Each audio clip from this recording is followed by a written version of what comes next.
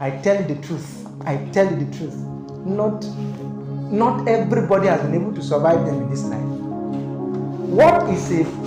Who is a principality? A principality is a prince over a territory. Now, you must have heard of municipal. Big cities, big countries that use such terms. We don't use them here. We are told of a prince who is in charge of certain territory, right? So when you hear principality, it's talking about a prince that is in charge of a particular territory. What that means is that the prince over that territory seeks that its life be expressed in that territory. So the prince over Boko can be the prince of alcohol.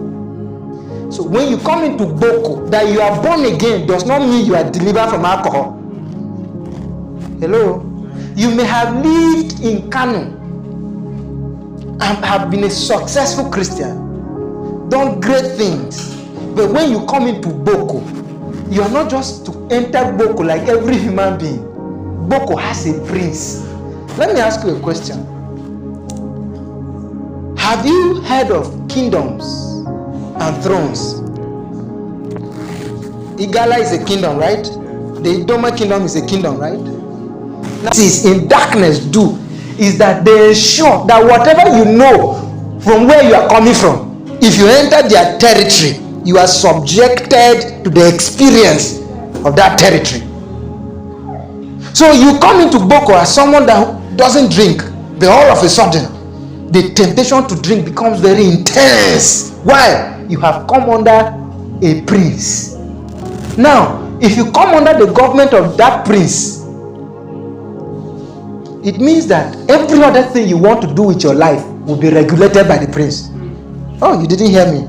If you come under the prince that is in charge of a territory that instigates fornication, what it means is that you think you are fornicating, but because you have responded to the life of that prince, the prince can now regulate your finances.